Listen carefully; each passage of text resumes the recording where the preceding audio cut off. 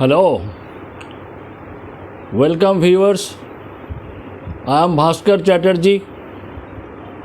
I'll briefly describe you the stock turn and its impact in the business. The understanding that I have about the stock turn is purely because of my long career in the retail in the leading industries in the country. If I have to briefly tell you what is stock turn, it indicates that the number of times the average stock that rotates in a year, means how often the average stock completely sold out from the store. I am talking about the finished good inventories of the retail stores. That means the store holds the stock and how often in number of days the total stock converted into sale. It is measured in terms of number of days. This indicates that how well the organization is managing its inventory, how efficient they are in their managing the business. It is important for each one of us to understand that inventory, unless sold out, it is a blockage of capital. So it is important that every single unit of the store is sold out over a period of time. Right. Now I will tell you a small formula, the how it is derived at the stock turn. Is simple. The stock turn means the sale divided by the average stock. You can take it cost of goods sold also. It is either way, and you take the average inventory having the opening stock, closing stock, and divide it by 2, so you get the average of the inventory. I will give you an example. Say for store A, the sale is say 50 lakhs of rupees, and the average inventory that store holds on an average is around say 5 lakhs. So what is the stock turn? The stock turn is rupees 50 lakhs divided by rupees 5 lakhs. That is sale 50 lakhs and average stock 5 lakhs. Therefore, the stock turn is 10 times. That means the store A is rotating his average stock 10 times a year. Now, what does it indicate? If I have to convert that 10 times into number of days, that means it is 365 divided by 10 is equal to 36 and half days. That means in every 36 and half days of time, the entire 5 lakhs rupees worth of goods are sold out, which is actually very good. That just little more than a month, your entire goods are sold out, which is exceptionally good. Now you take another hand of the story, where the stock turn is, the stock turn is 5. So if it is stock turn is 5 and you divide it by 365 divided by 5 is equal to around 73 days. That means in this case the store is rotating the complete stock in 73 days of time. That means here, as compared to store A, the store B is selling the merchandise at a slower rate. So he has to carry the higher inventory for a longer period of time than store A. So this is how we measure the efficiency and the level of inventory that store is having. It is also possible that a store is having the average inventory higher than it is required by the store. So therefore, despite having the stock, but the store does not have that kind of potentiality to sell out the goods, so the stock remains at the store level. Now I will go to a bit more the understanding about the situation that a store is selling a good amount of sale, and he is having lower stock. That means this is the ideal situation for a store because of the high stock turn. Lower the stock, higher the sale leads to higher stock turn. It's a very healthy situation because the company does not carry, the old goods. In other words, the store is having most of the time the fresh goods at the store level because of the high frequency of the turnover of the stock.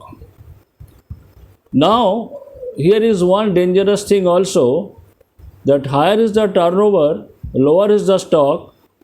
It can lead to the customer walkout also. At times that store may not have the stock because of the high frequency of the turnover, until and unless the replenishment of the stock is done at the similar rate or even at a faster rate. So it has a chance of customer walkout, and customer walkout is not a desirable situation under any circumstances. However, there is inventory is not blocked and the money is also not blocked. So this is a very healthy situation. Now I will come to another situation where the sale is low and the stock is also low. So this is not measured, that the potentiality of the stock or the store. So unless you know the potentiality of the store, this kind of a situation can be misguiding. But however, the entrepreneur should carry on by adding the stock and see impact on the sale. If the impact on the sale is on a higher side, the sale is going upward, it is nice and it is absolutely fine. Another situation could be that the store is selling high whereas the stock is also very high. Both are very high. Here is one thing, that customer will not go back empty handed because the stock is always available.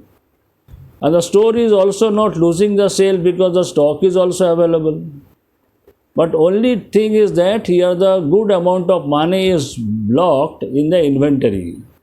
Now here the entrepreneur should work to reduce the inventory without affecting the sale. That is very important. That means a gradual decrease in the inventory has to be monitored, which does not affect the sale. That means sale is not going down because of the withdrawal of the merchandise. The merchandise more you withdraw, the lesser is the money blocked or money invested on the stock. So the liquidity of the entrepreneur is high and he can reuse or deploy the money to his needful area of work. So these are the situation. No, the ideal situation is that you have a adequate stock, but you have a very healthy sale. Now, what is adequate stock? That customer does not go back empty hand. One, you don't lose because of not having the goods. You save space because unwanted merchandise is not occupying your floor space. The merchandise is always fresh because it is not getting old and it is not getting out of fashion. So there is a chances of markdown is also less. So this is also a very healthy and good situation. The merchandiser must understand the impact of excess merchandise in the store, which leads to the counterproductive in terms of the merchandise turnover or stock turnover or inventory turnover. Whichever way you want to say, it is all the same. Now, what is the action that one entrepreneur at the store level has to carry out? One is that reduce the non-moving stock from the store. One of the major reasons for low stock turn is the accumulation of the non-moving stock at the store level.